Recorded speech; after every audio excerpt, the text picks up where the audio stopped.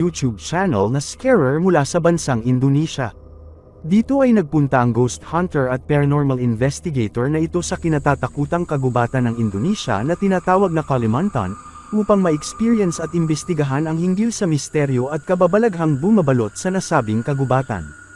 Marami ang nagsasabing mga tao na nakapunta na ng gubat na ito, na kapag inaabot sila ng gabi, dito ay nakakakita sila ng isang nakakatakot na nilalang na lumulutang sa hangin.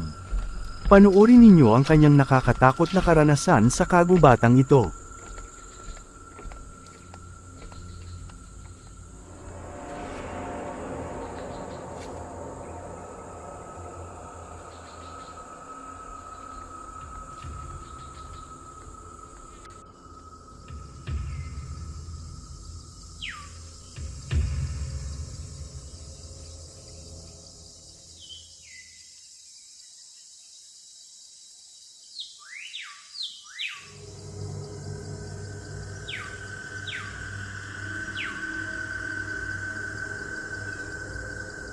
Matapos mag-set up ng camping tent upang kanyang tutulugan ng overnight ng gabing yon, pagsapit ng gabi habang ito ay namamahinga sa loob, dito ay nakarinig siya ng isang boses na nagmumula sa labas lamang ng kanyang tent.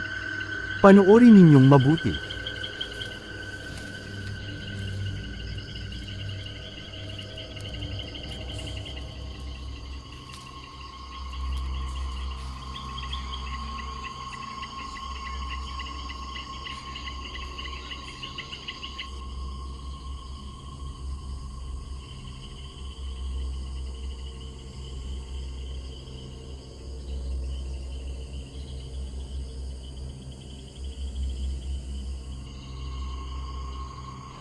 Ada suara di luar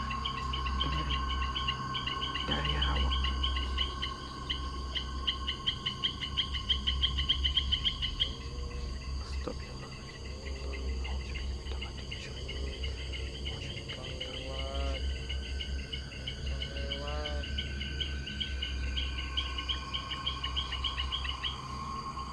Assalamualaikum warahmatullahi wabarakatuh. Assalamualaikum warahmatullahi wabarakatuh. Assalamualaikum warahmatullahi wabarakatuh. Mula naman sa labas ng kanyang tent, dito ay nakarinig siya ng salitang, "Numpang luwat," na ang ibig sabihin sa Tagalog ay, "Makikiraan po." Subalit matapos nitong marinig ang nasabing boses, ay agad itong nagdasal dahil may hinala siya na hindi ito isang tao kung hindi isang uri ng aswang sa gubat na ito.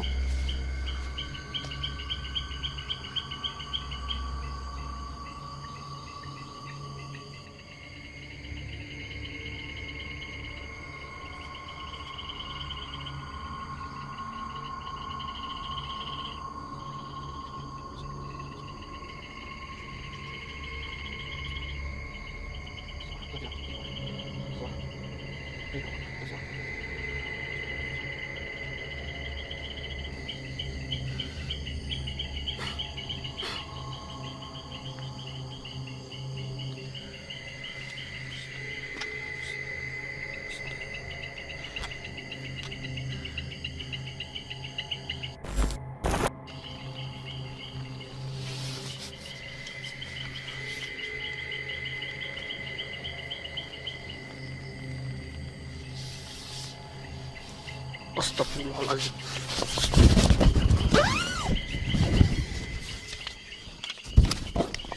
Makikita sa video na matapos itong makaramdam ng takot at kakaiba mula sa labas ng tent, dito ay sumilip siya upang tingnan ang labas nito.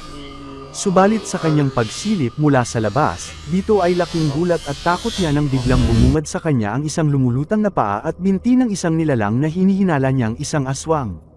Dahil dito ay agad siyang lumabas ng tent upang hanapin ang nasabing lumulutang na aswang.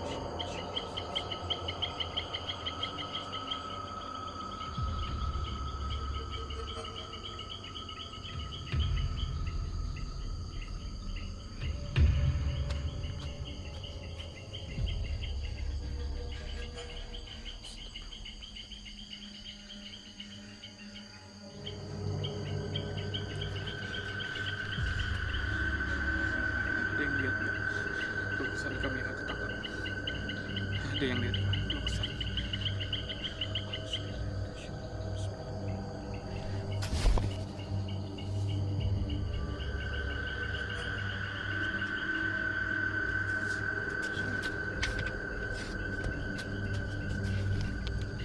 Ang video